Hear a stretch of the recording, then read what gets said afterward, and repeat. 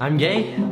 Daily reminder that I am a lesbian. I am non-binary. I am transgender. I should have trusted my gut when Derek suggested we meet in person after only 3 days of messaging. But God, he was gorgeous. 6'2", dark hair, those piercing green eyes that seemed to look right through the camera. His profile screamed successful, expensive suits, exotic vacation photos, a sleek downtown apartment. Everything I thought I wanted. I know this amazing cabin upstate, he messaged me on Thursday night. Private, romantic, perfect for a weekend away. What do you say? My practical side whispered, slow down. We'd only been talking since Monday. But Derek had this way of making everything feel urgent, electric. Life's too short to waste time with small talk, he'd said during our first phone call, his voice smooth like whiskey.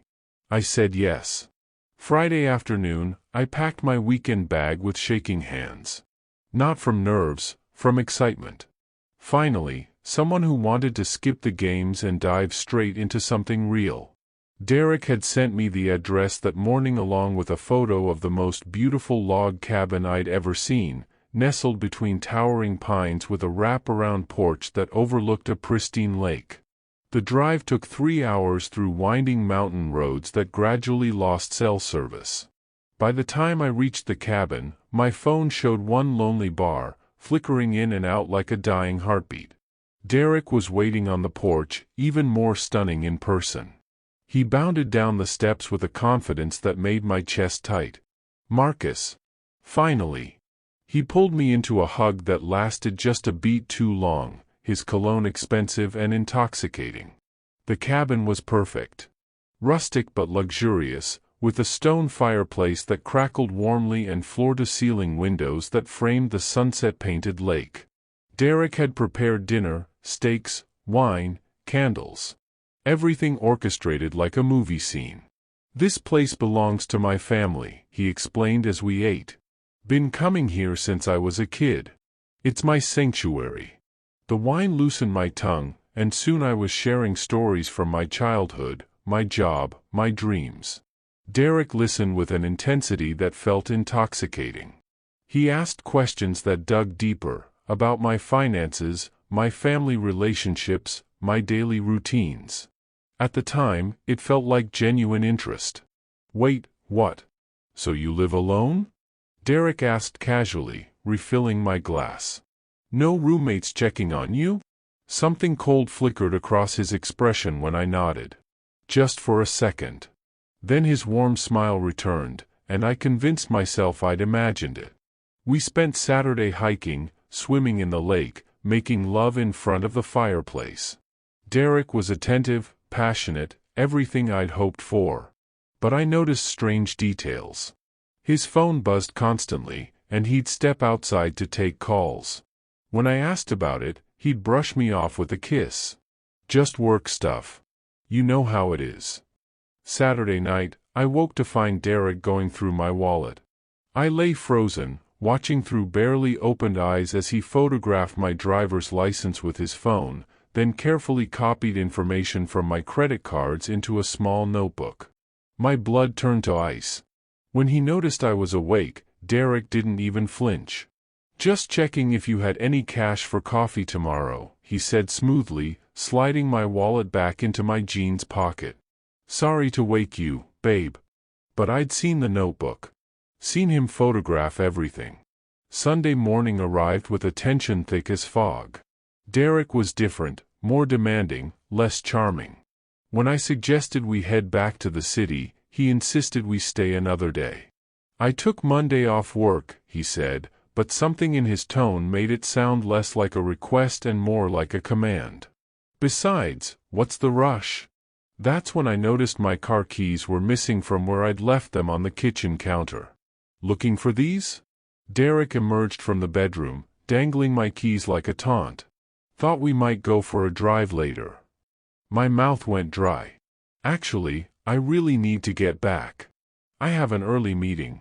No, you don't. Derek's smile never wavered, but his eyes had gone flat, predatory. I checked your calendar while you were in the shower. You're free all week. The room spun. You, what? Your phone was unlocked. Face ID is so convenient, isn't it? He tossed my phone onto the couch, and I saw my banking app was open, my work calendar displayed. Interesting what people leave lying around. That's when the true horror began. Derek hadn't just looked through my phone, he'd systematically accessed everything. My emails, social media, financial accounts. While I'd been swimming in the lake, drunk on what I thought was romance, he'd been building a complete profile of my life. You have excellent credit, he continued conversationally, settling into the armchair like he owned not just the cabin, but me. And that savings account? Very impressive for someone your age. I lunged for my keys, but Derek moved faster, pocketing them with a laugh that sounded like breaking glass. Here's what's going to happen, Marcus. You're going to sit down, and we're going to have a conversation about your future. Our future. The next hour unfolded like a nightmare in slow motion. Derek explained, with terrifying calm, how he'd already opened 2 credit cards in my name using the information he'd gathered. He showed me photos he'd taken while I slept, compromising positions that would destroy me if anyone saw them. I'm not a bad person, he insisted, stroking my arm while I sat paralyzed with shock. I just need some financial assistance to get back on my feet. A temporary loan between boyfriends. The amount he wanted would bankrupt me. The photos he threatened to release would destroy my career, my relationships, my life. Hours crawled by with Derek alternating between charm and menace, painting a picture of our relationship that involved me funding his lifestyle indefinitely. When I refused, he'd show me another compromising photo, remind me how far we were from help, how easy it would be for me to simply disappear. My salvation came from an unexpected source. Derek's phone rang, a call he couldn't ignore, and he stepped onto the porch to answer. In that moment, I spotted a landline partially hidden behind the kitchen curtains. My hands shook as I dialed 911, whispering my location to the dispatcher. 25 minutes later, the longest 25 minutes of my life, I heard sirens winding up the mountain road. Derek ran. Simply vanished into the woods behind the cabin, leaving behind his clothes, his phone, even the notebook filled with my personal information. The police found the cabin empty except for me, traumatized and barely coherent. The investigation revealed that Derek wasn't his real name. The cabin belonged to a family who'd been traveling abroad for a month. He'd broken in and staged the entire weekend. His dating profile used photos stolen from a model in Europe. Everything about him was fabricated, designed to lure victims into isolation. I was lucky. The credit cards he'd opened were caught by fraud detection before he could use them. The photos were recovered from his abandoned phone. But the psychological damage? That took months to heal. The worst part wasn't the financial threat or even the fear for my physical safety. It was realizing how expertly he'd manipulated my desire for connection, my longing to be wanted. Every compliment, every tender moment, every gesture that made me feel special, all of it calculated to lower my defenses. I still date online. But now I insist on meeting in public, on video calls before meeting, on taking things slowly no matter how perfect someone seems. Because I learned the hardest way possible that some people don't just want to break your heart. They want to steal your entire life. After the Derek incident, I took a 6-month break from dating. My therapist said I needed time to rebuild my trust, to recognize red flags, to remember that not everyone online was hunting for victims. She was right about most of it. But she couldn't have prepared me for James. James was different from Derek in every way that mattered. Where Derek had been flashy and aggressive, James was quiet and thoughtful. His profile showed a kind face framed by wire-rimmed glasses, soft brown eyes that crinkled when he smiled. He was a teacher, coached Little League on weekends, volunteered at animal shelters. Most importantly, he insisted we take things slow. I believe in building real connections, he wrote in his first message. Getting to know someone's heart before anything else. We talked for 3 weeks before meeting. Not just quick messages, long, meandering conversations about books, movies, our childhoods, our dreams. James was intelligent, funny, and genuinely interested in my thoughts about everything from politics to poetry. Our first date was coffee at a bookstore cafe, surrounded by the comfortable chatter of other customers and the smell of fresh paper and roasted beans. James arrived early, already reading when I walked in, and something about the sight of him completely absorbed in a book made my chest flutter. "Sorry," he said, looking up with that gentle smile. "I get lost in stories." We talked for 4 hours. About growing up in small towns, about the books that changed our worldview, about the loneliness of being different in places that demanded conformity. James had grown up in rural Montana, the son of a preacher, and his stories of struggling with his identity resonated deeply with my own experiences. "It took me years to accept who I was," he admitted, stirring his third cup of coffee with nervous fingers. "My family, they had strong beliefs about what was right and wrong. I spent most of my 20s trying to be someone I wasn't." I reached across the table and touched his hand. "But you figured it out. You're here now." Something flickered across his face, so quick I almost missed it. "Yes," he said quietly. "I'm here now." Our second date was dinner at a quiet Italian restaurant. James was more relaxed, more open. He talked about his students, his love of teaching, his dreams of writing a novel someday. When he walked me to my car, he kissed me softly under the streetlight, and it felt like coming home. "I'd like to see you again," he whispered against my lips. "I'd like that too." We fell into an easy rhythm. Dates twice a week, long phone calls every night. James was everything Derek hadn't been: patient, honest, emotionally available. He listened when I told him about my trauma, held me when I had nightmares, never pushed for more than I was ready to give.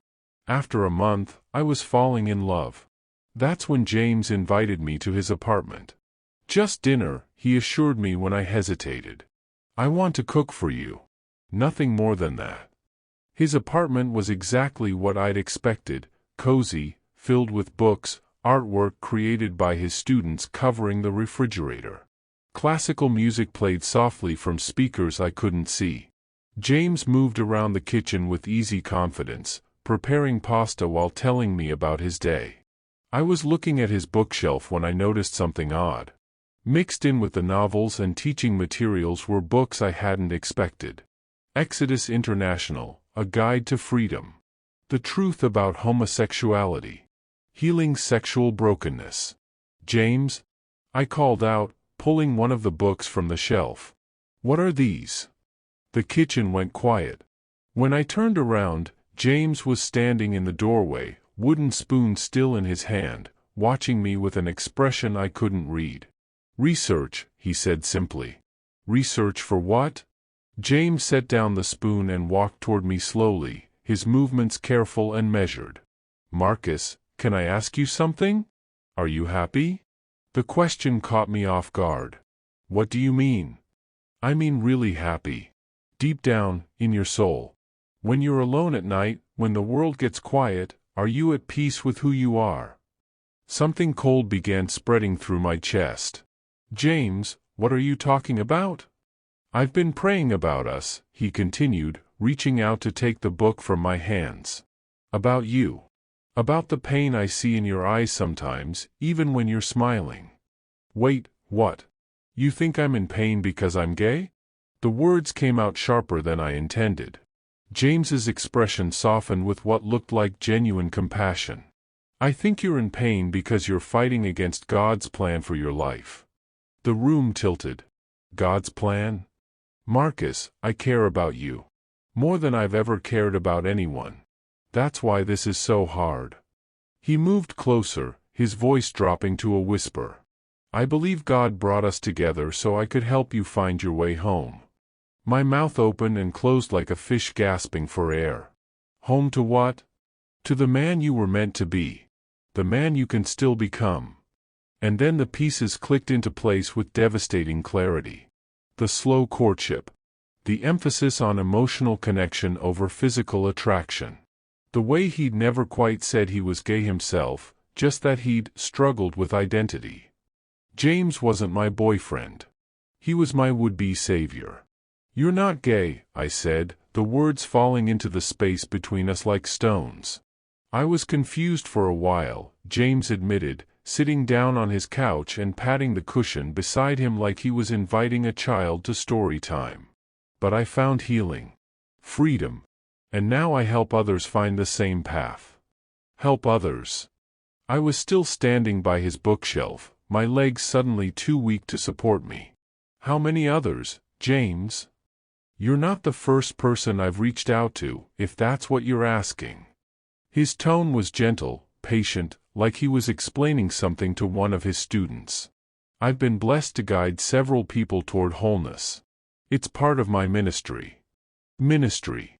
The word hit me like a physical blow. This wasn't dating. This wasn't even catfishing in the traditional sense. This was conversion therapy disguised as romance. "You've been lying to me for 2 months," I said, my voice barely above a whisper. "I've never lied to you about anything that mattered," James replied earnestly.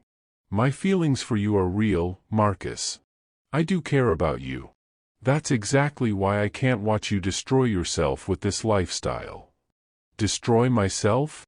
The words came out as a shout, and James flinched. "James, I'm not destroying myself. I'm being myself." "Are you?"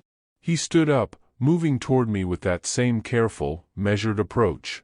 "Because from where I'm standing, you look like someone who's been hurt, who's searching for something that can only be found in Christ." I backed toward the door, my hand fumbling for the handle. "You're insane. Marcus, please.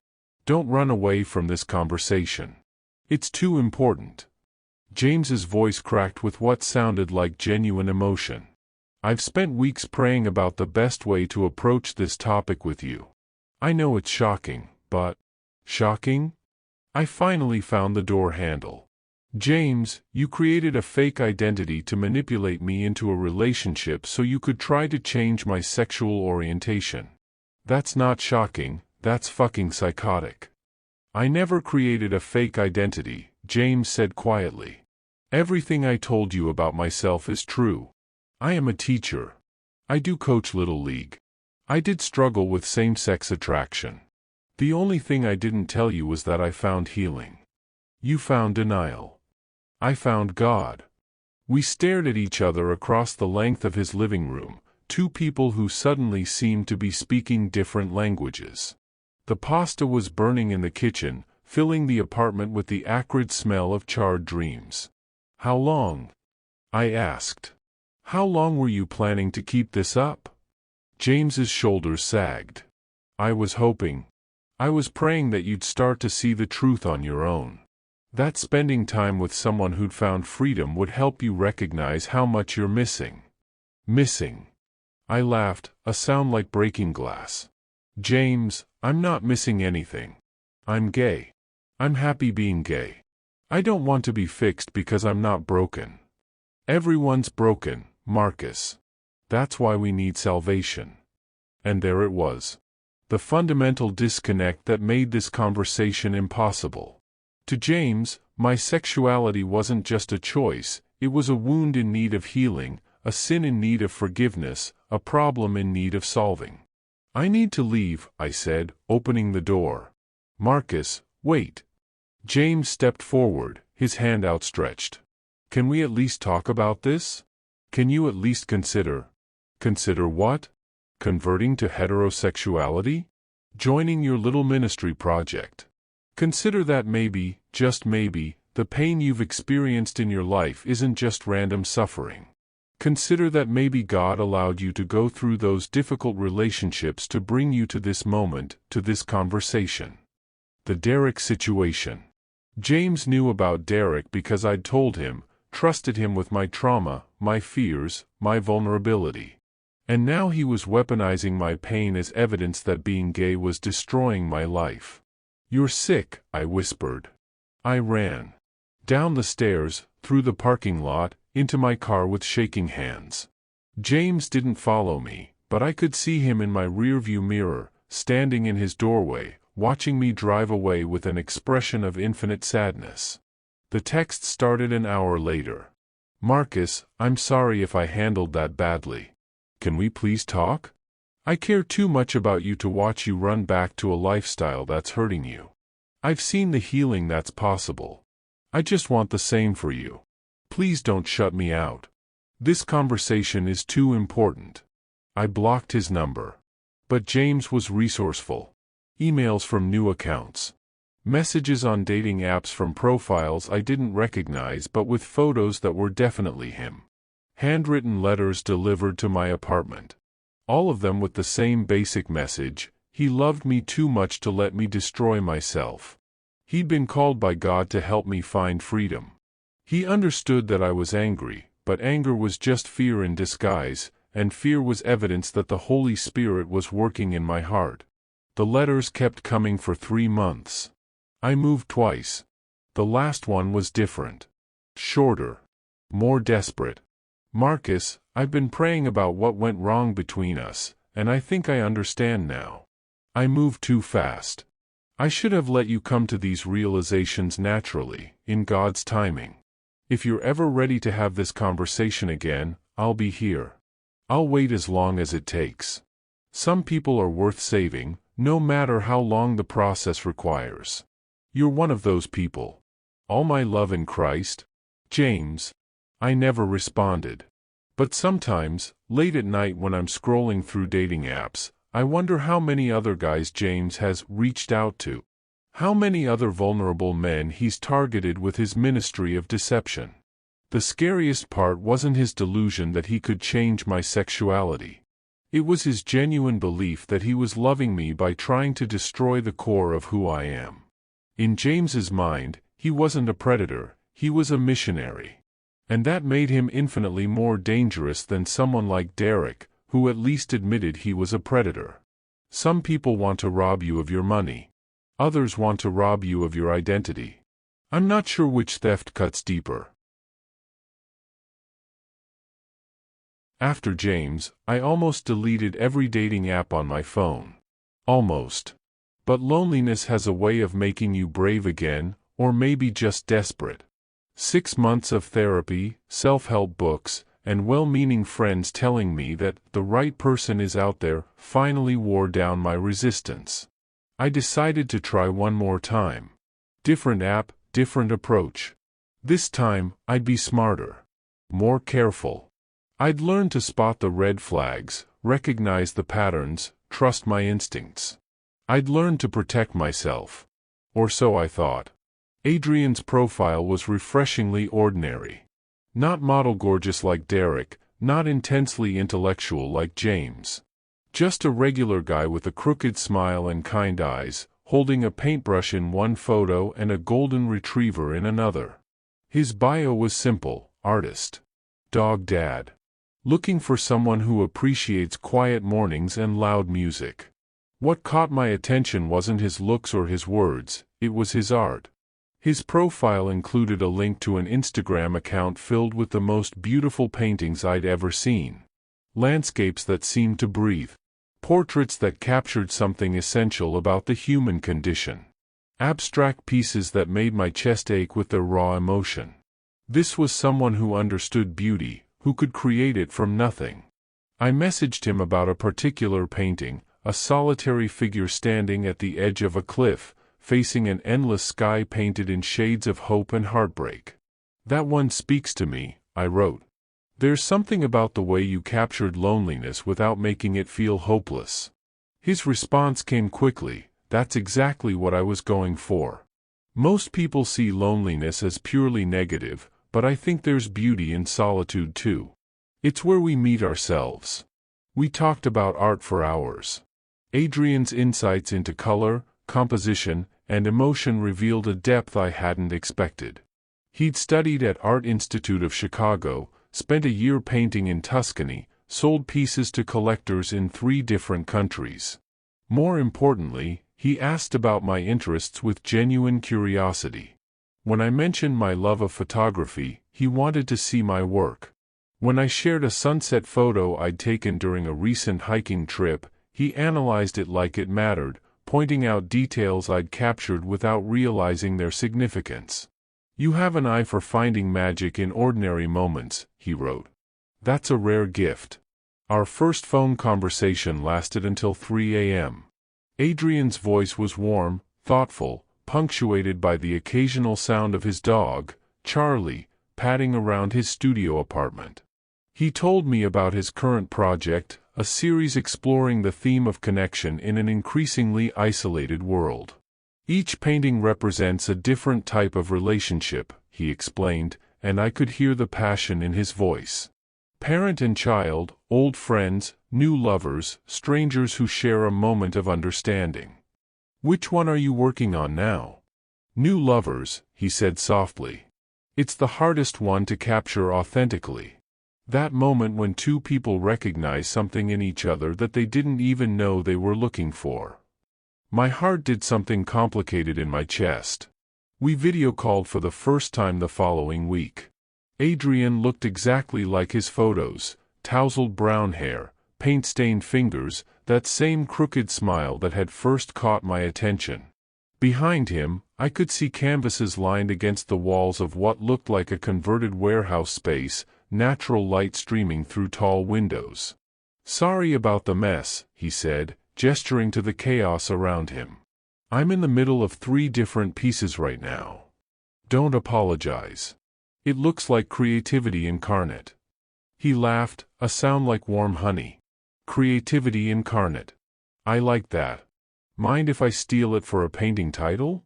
We talked for 2 hours, covering everything from childhood trauma to favorite pizza toppings. Adrian was easy to talk to, genuinely interested in my answers, quick to laugh at my jokes. When the call ended, I felt like I'd known him for years. This is different, I told myself. This is real. Our first date was at an art gallery downtown, his suggestion. Adrian moved through the space like he belonged there, offering insights that transformed how I saw each piece. He didn't lecture or show off, he shared his perspective like a gift, helping me discover details I would have missed. "Art is just one person's attempt to make sense of being human," he said as we stood in front of an abstract piece that looked like chaos to me but clearly meant something to him. "When it works, when someone else looks at it and feels understood, that's magic. Is that what you're trying to do with your paintings? Help people feel understood?" Adrian studied my face with the same intensity he'd been giving the artwork. Among other things. After the gallery, we walked through downtown, talking about everything and nothing. Adrian was funny, insightful, occasionally profound. When it started to rain, he pulled me under an awning and kissed me softly, tasting like coffee and possibility. "I've been wanting to do that all evening," he murmured against my lips. "Only all evening?" He smiled. "Maybe a little longer than that." We started seeing each other twice a week, then 3 times, then almost daily. Adrian would pick me up after work and we'd explore different neighborhoods, trying new restaurants, hunting for interesting street art.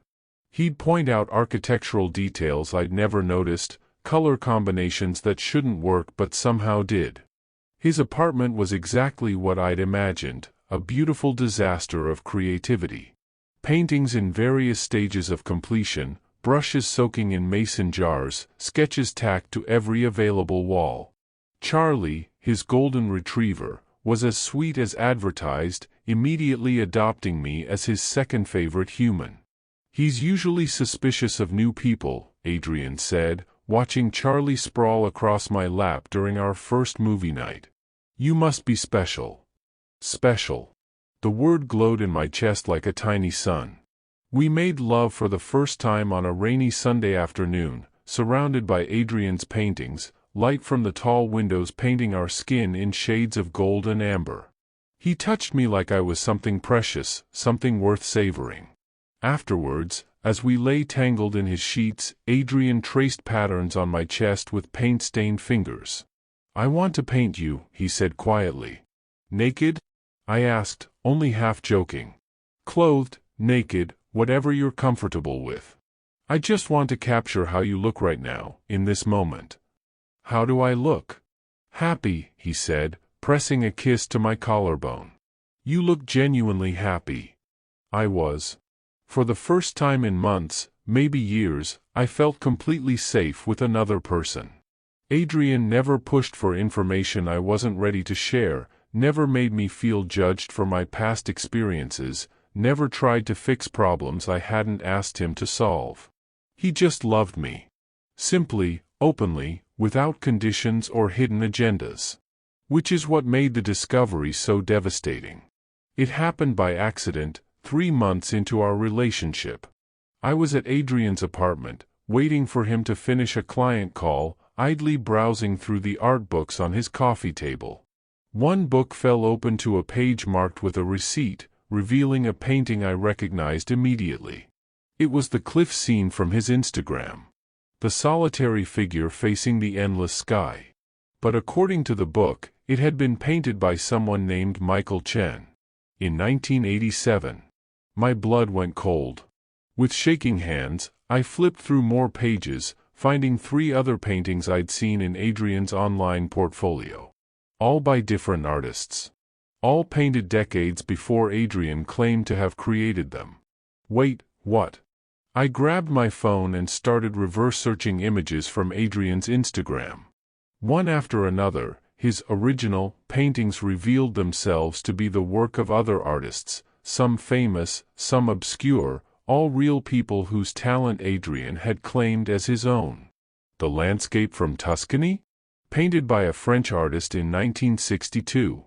The emotional portraits? Created by a woman in Seattle whose work sold at auction houses. The abstract pieces that had made my chest ache? The product of a deceased painter whose family still sold prints of his work. Every single piece in Adrian's portfolio was stolen. But that was just the beginning. I dug deeper, my hands shaking as the scope of the deception revealed itself. The Art Institute of Chicago had no record of anyone named Adrian Lawson in their alumni database. The gallery shows he'd mentioned didn't exist. The collectors who supposedly bought his work were fabricated. Even his apartment wasn't what it seemed. A quick Google search revealed it was a short-term rental, the kind artists and photographers used for shoots. The paintings on his walls, the ones I'd assumed were his work in progress, were prints he'd ordered online and deliberately distressed to look original. Everything was fake. Everything. My chest constricted as a horrible thought occurred to me. If Adrian had lied about being an artist, what else had he lied about? I searched his name on social media, in public records, in every database I could think of. What I found made my stomach drop to somewhere around my ankles. Adrian Lawson didn't exist. But Marcus Thompson, me, had a very detailed file in someone else's cloud storage. Screenshots of my dating profiles going back 2 years.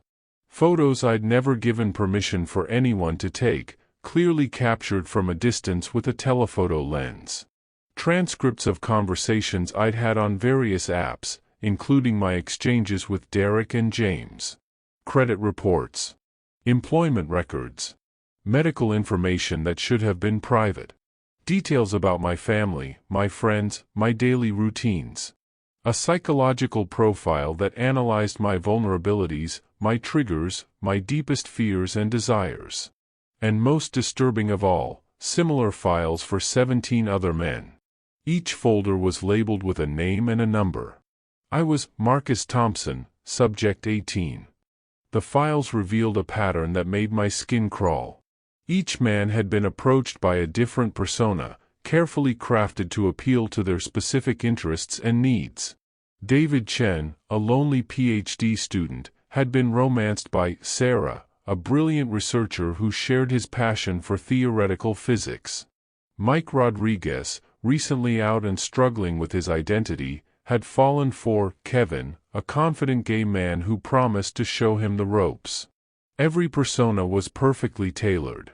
Every relationship was meticulously planned. Every heartbreak was intentional.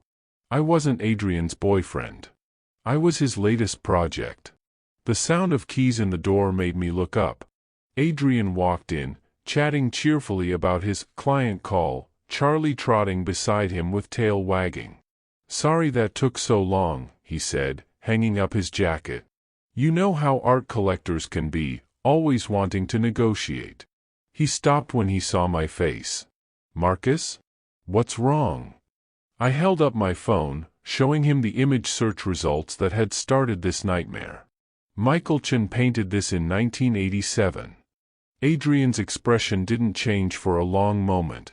Then, slowly, his shoulders sagged and something like relief flickered across his face. "How much do you know?" he asked quietly.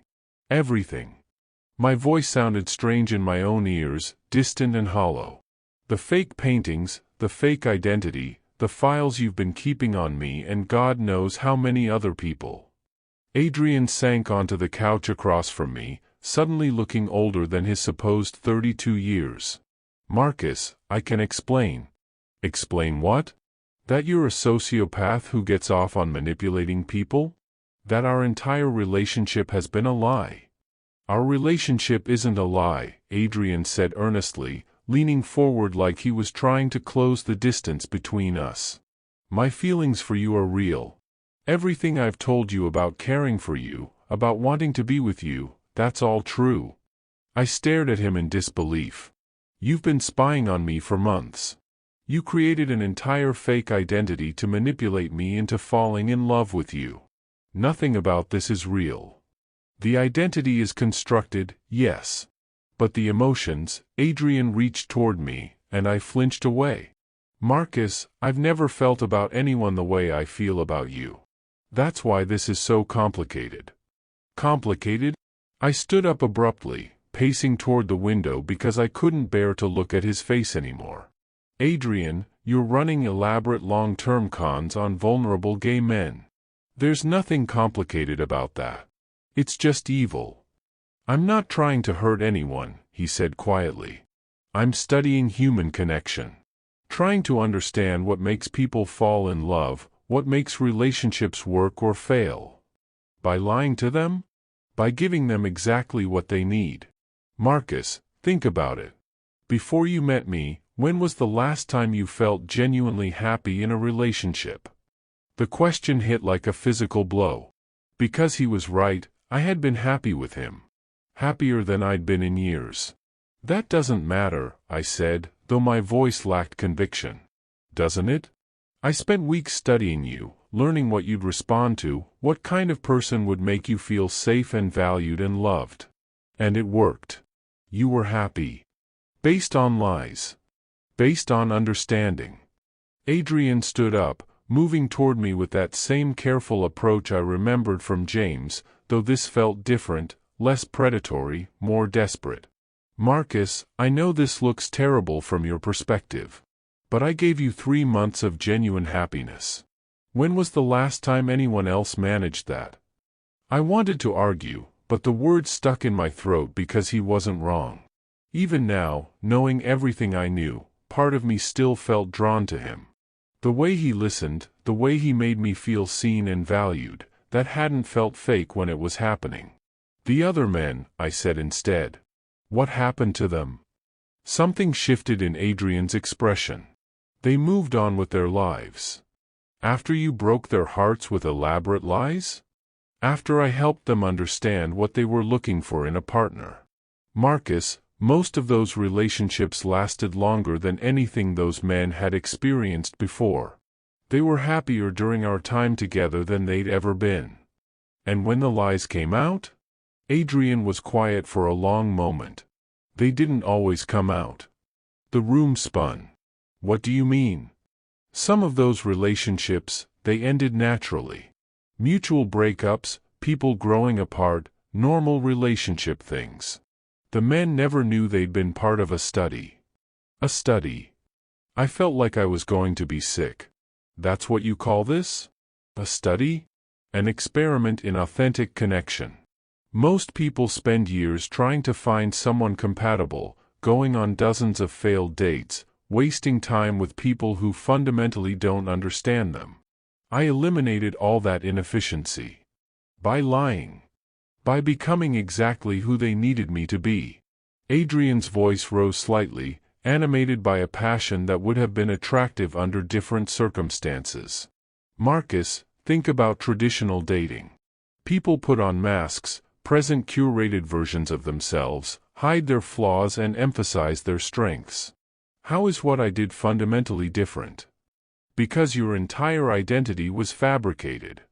So is everyone's dating profile to some degree. So are most people's social media personas. So are the versions of ourselves we present in job interviews or at family dinners.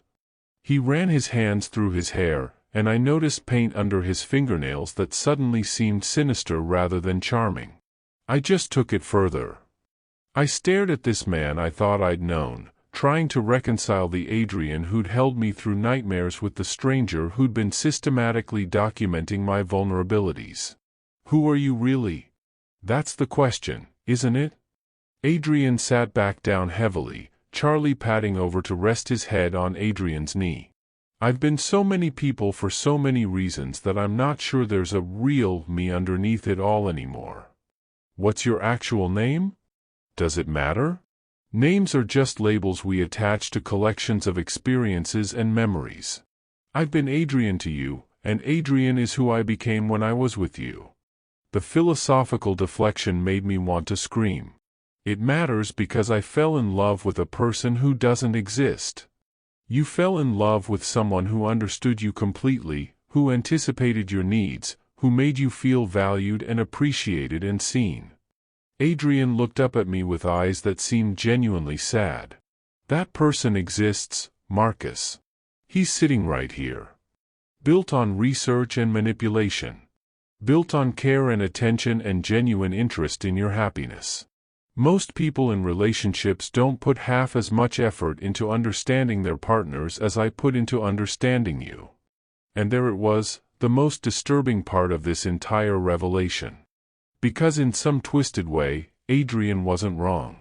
He had understood me better than anyone I'd ever dated. He had made me happier than I'd been in years. The fact that it was all artificial didn't change the reality of how it had felt in the moment. The other men, I said again. What happened to the ones who found out? Adrian's expression darkened. Most of them were angry at first. Felt betrayed, violated, used. But after some time passed, a few of them reached out to thank me. Thank you. For showing them what they were capable of feeling. For giving them a template of what a healthy relationship could look like. For helping them understand their own patterns and preferences better than they ever had before. My stomach churned. You're delusional. Am I? Marcus, in 3 months with me, you learned more about what you want in a partner than you did in years of traditional dating. You experienced genuine intimacy without the usual games and miscommunications and false starts. Even if our foundation was artificial, the growth you experienced was real. I sank back onto the couch, suddenly exhausted. How long have you been doing this? 5 years. 18 subjects, not counting you. Subjects. The word tasted bitter. That's all we are to you? You started as subjects, Adrian admitted. But some of you became more than that. Some of us? 3 others. Men who I connected with in ways I hadn't anticipated. The experiment took on its own life with them, became something I hadn't planned for. And I learned that even when you create the perfect conditions for love, even when you eliminate all the usual obstacles and incompatibilities, real feelings can still develop. On both sides. I looked at this stranger wearing Adrian's face, trying to process what he was telling me. You fell in love with them. I fell in love with who I became when I was with them. Just like I fell in love with who I became when I was with you. But not with them themselves. Adrian considered this. How can you separate a person from the version of themselves they become in response to you? When I was with David, I became someone who shared his passion for theoretical physics. That passion wasn't fake, it developed genuinely as I learned about his interests. When I was with Mike, I became someone confident in his gay identity because I needed to be that for him. But in the process, I actually did become more comfortable with that aspect of myself. So you're gay? I'm whatever I need to be. The answer chilled me more than an outright lie would have. This wasn't just catfishing or even sophisticated manipulation. This was someone who'd lost track of his own identity so completely that he'd become a shapeshifter, taking on whatever form would make his targets love him. What about Charlie?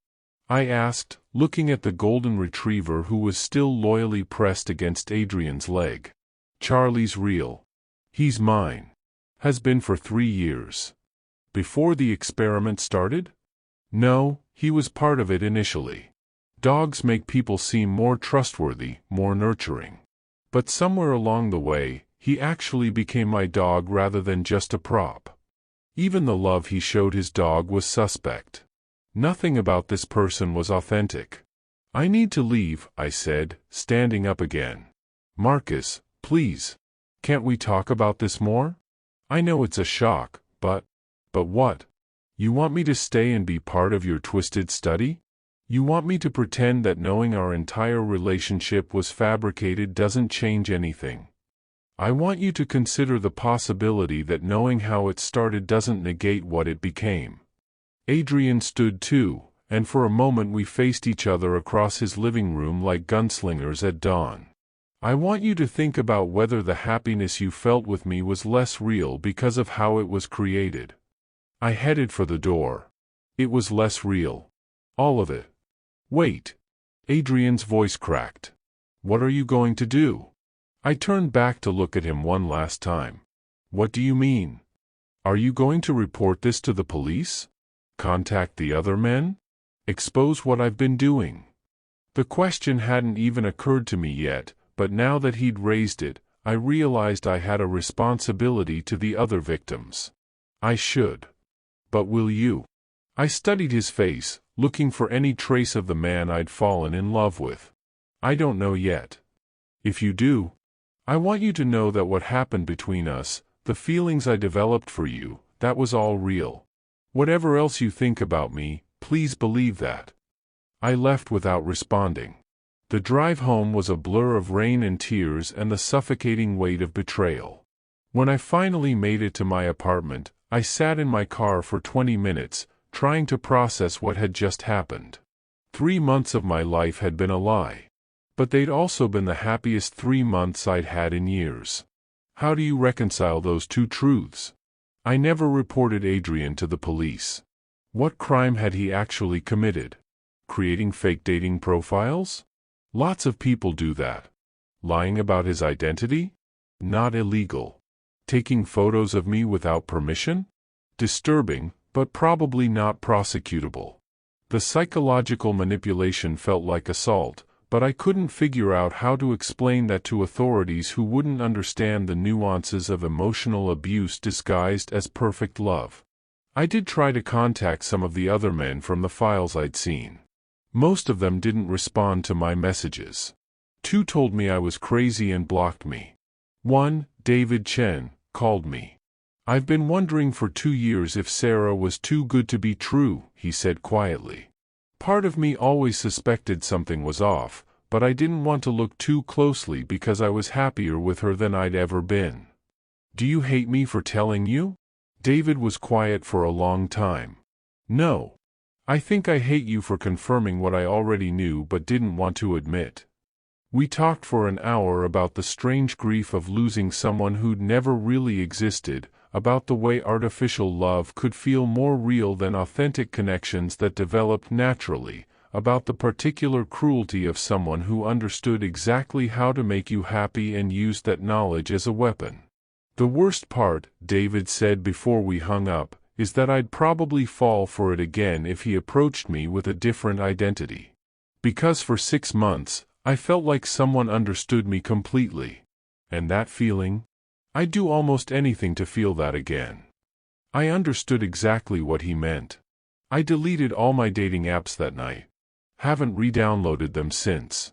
Because how do you trust anyone after discovering that the most authentic relationship you've ever had was the most artificial one? How do you believe in love when you've experienced how perfectly it can be engineered? Sometimes I wonder if Adrian was right, if the happiness I felt with him was real regardless of how it was created. If the growth I experienced and the insights I gained about myself were valuable even though they were built on lies. But mostly I wonder about the other men he's approaching right now. Subject 19, 20, 21. Men who are lonely and vulnerable and hungry for connection, just like I was. Men who will fall in love with carefully constructed personas designed to exploit their specific weaknesses and desires. Men who will experience the most beautiful relationships of their lives, never knowing they're just data points in someone else's twisted experiment in human connection. And the most terrifying part? Sometimes, late at night when the loneliness gets too heavy, I catch myself wondering if I could find Adrian again. If I could convince him to be Adrian for me one more time. Because even now, knowing everything I know, part of me misses the man who never existed. That's the real horror story. Not that someone lied to me, but that their lie felt more true than anything real I'd ever experienced.